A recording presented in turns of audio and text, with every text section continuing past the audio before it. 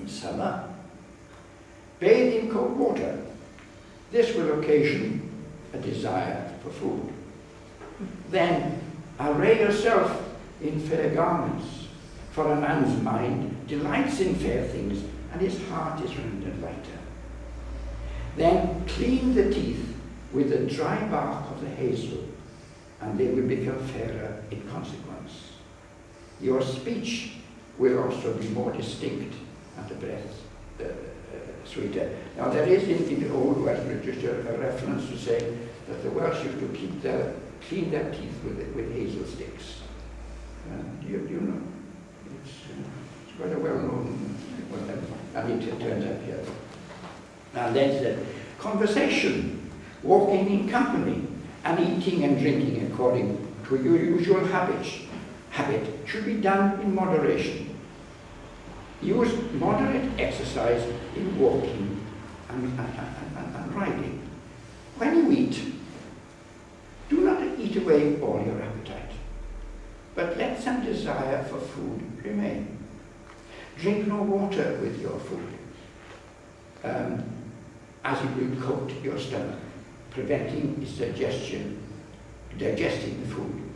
But if you must drink water, in other words, you can't have wine, that's what they really mean, and can get nothing more generous, drink it sparingly. When you have done eating, take a walk in some well-sheltered, level piece of ground. Walking much before food will heat the stomach. Much walking after food will injure the stomach. Sleeping before food will make a man thin, but sleeping after food will make a man fat. If from eating at one period of day we change to another, it will harm the stomach. Should you have to change one's habit, let it be done gradually. Now, what I try to do is to give you a kind of very rough summary of the medical kind of practices which were written and advocated by the physicians of Myddfai. Now, that there had existed a long line of hereditary physicians in Myddfai is beyond doubt. A gravestone in the parish church of Myddfai records the following. Here lieth the body of Mr. David Jones of Myddfai, surgeon, who was an honest, charitable, and skillful man. He died September the 14th, 1719, aged 61. Also, John Jones, surgeon, eldest son of the said David Jones, departed this life November 1739 in the 44th year of his age. Now, the tradition was father passed on their medical skills and learning to their sons and so forth. Now, the most obvious case of this comes from Scotland, where a family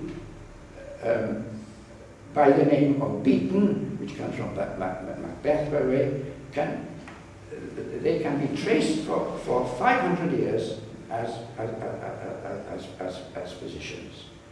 And the physicians of Myddfai, no doubt, were in that type of lineage, if you like, that type of tradition. And one of them, much later, of course, than what I've been talking about, one of them was Dr. Rice Williams, MD, and his gravestone is in St. Michael's Church, Aberystwyth, and records the following. Underneath lie the remains of Rice Williams, MD, of this town. He finished his earthly course and exchanged the temporal for an eternal world. May the 9th, 1842, aged 86 years. Now we know a lot about this man. He lived in one of the two kind of opulent townhouses in Bridge Street. There are two, I don't know if you're familiar with it, and one of them's got a little effigy of a sheep, I think, up on the Westminster. On the wall somewhere. He lived in one of those. He lived in one of those houses, and he was the kind of fashionable surgeon of his day in Aberystwyth, and he attended the prices of Aberystwyth. He built a dispensary and bathhouse precisely on the site of the promenade shelter, which now lies in front of the Queen's Hotel, the council offices.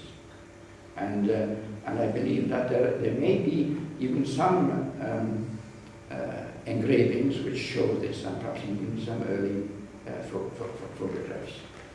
And the thing, and it was a dispensary and bathhouse. There were other surgeons in Aberystwyth which had dispensaries, and some of them were always called William. I don't know whether they were relations, but the thing about him was that he had this bathhouse and dispensary. Now, what I'm trying to do thus far is to give a picture of the practice of medicines as practiced, if you like, as it were, by the physicians of Myddfai, and also possibly to a certain extent to try and fit it in a wider context. Now I want to change tack completely and deal with the history and origin of the physicians